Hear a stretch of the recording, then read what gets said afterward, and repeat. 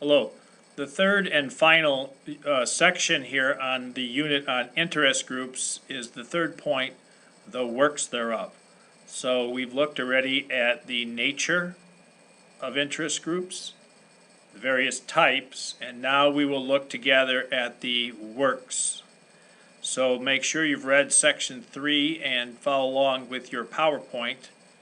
We're going to look at some of the major goals and works and how they use and leverage propaganda and other devices through media and other ways of coercion to pass legislation favorable to their interest groups.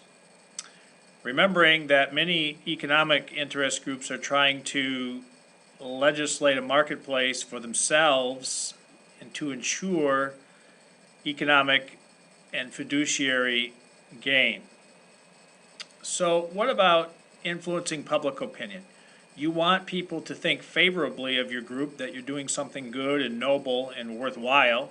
So you're going to supply information on why saving the whales will help the world be a happier place, or why the rear view mirrors that have a video inset to see where you're backing will save children's lives. So you want to promote a good viewpoint, positive image in that policy and push for that new law. You want to make sure. And how are you going to do that? By the use of what's called propaganda. Now, we did cover propaganda a bit under the media in politics in a previous unit, so we won't get too involved in propaganda here. However, it suffices to note that it's an act of persuasion where you only present one view and try to influence others to adopt that view. So whether it's true or false, you're trying to disregard information to the contrary, and you're not, by the definition of propaganda, you're not being objective in your view of the topic. Oftentimes there's different techniques that you've studied already on the use of propaganda.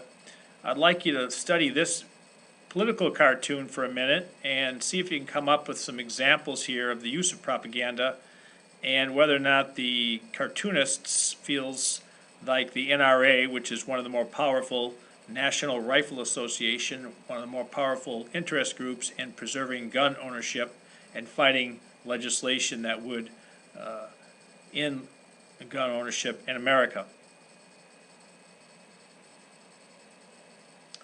So you can see here, of course, if you look carefully, Congress, making them look like they're con artists. There's a piece of propaganda there.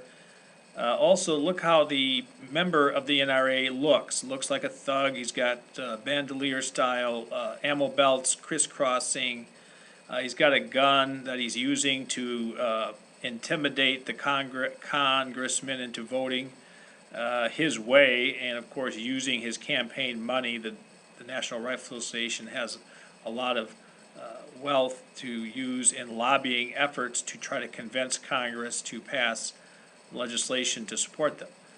Obviously then, other bits of propaganda, they're comparing the law-abiding National Rifle Association member with drug cartels in Mexico, which of course your average National Rifle Association member is probably your dad or uncle or grandpa, and is certainly not anything near a Mexican drug cartel member.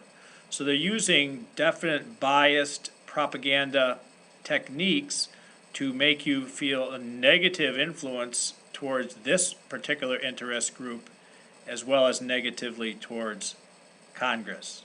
So you can see the examples in this particular cartoon of propaganda and the use thereof, and this is the methods or the works that interest groups might utilize to get across. So obviously that interest group that would be interested in that cartoon would be an interest group that is trying to limit gun ownership. So another work that they do then is most of this is carried out by lobbying. As you've heard from our guest speaker, they had to eventually hire lobbyists, someone who's familiar with the legislative process, who knows how to contact and convince the members of the legislature to vote either up or down against the law or for the law that would help their cause.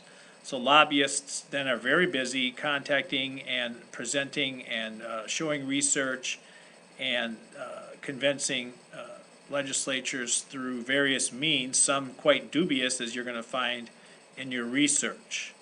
But nearly all major interest groups will have lobbyists in Washington DC and also in the state legislatures as well, most likely. So as I mentioned, they're gonna have articles, PowerPoints, presentations. Often they're called to testify before a committee to show why their new law is so important and it's gonna help. And so they're going to do all these types of things as well as contribute heavily to candidates who they think will help them in their cause if they win a seat in Congress or continue their seat in Congress.